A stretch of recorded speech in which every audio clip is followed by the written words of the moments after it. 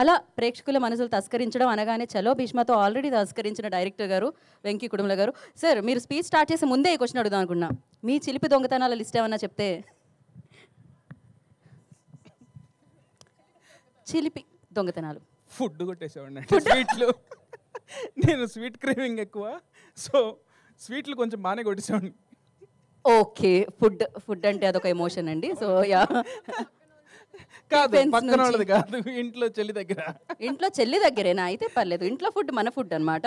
ఇప్పుడు మనం robin hood గురించి మాట్లాడదాం.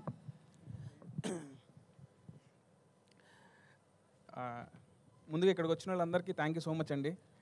So March 28 summer cinema, first cinema. డెఫినెట్గా నేను కాన్ఫిడెంట్గా నేను ఆర్ఆర్తో చూసుకున్నాను అండి సినిమా. నేను చాలా కాన్ఫిడెంట్గా ఉన్నా సినిమా బ్లాక్ బస్టర్ కొడతామని.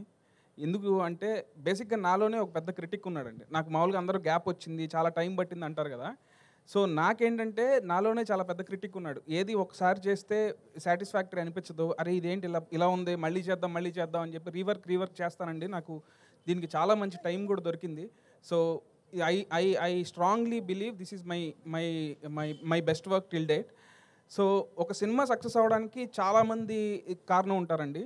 ఎందుకంటే ఈ సినిమాకి ఇంత బాగా రావడానికి రీజన్ అయితే మా ప్రొడ్యూసర్ రవి గారు, నవీన్ గారు, వీళ్ళే కనుక లేకపోతే, అంటే కథ చెప్పినప్పుడు ఇంత స్పాన్ ఉందని చెప్తే మేము కథను నమ్మి సినిమా చేస్తాం, బడ్జెట్లు కాంబినేషన్లు నమ్మి కాదు.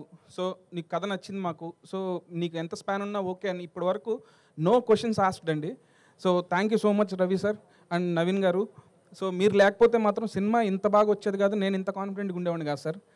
అండ్ ఈ సినిమాకి నాకు ఫస్ట్ నుంచి బ్యాక్ బోన్ ఎవరంటే నితిన్ అన్న.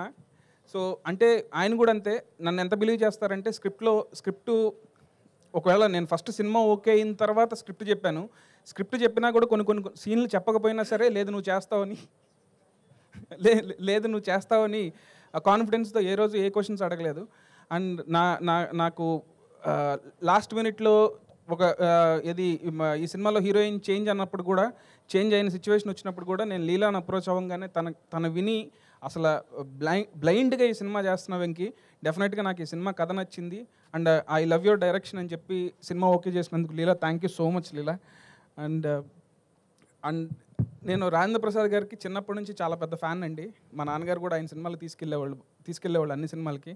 సార్ ఈ సినిమా మాత్రం మిమ్మల్ని ఊహించుకొని రాశాను sir. Jon Snow character Janardhan Sunnipenta నుంచి ఆయన ఏజెంట్ జాన్ స్నోగా మారి ఈయన ఎంత ఫన్ చేస్తారనేదే సినిమాలో మీరు అందరూ చూడాలండి.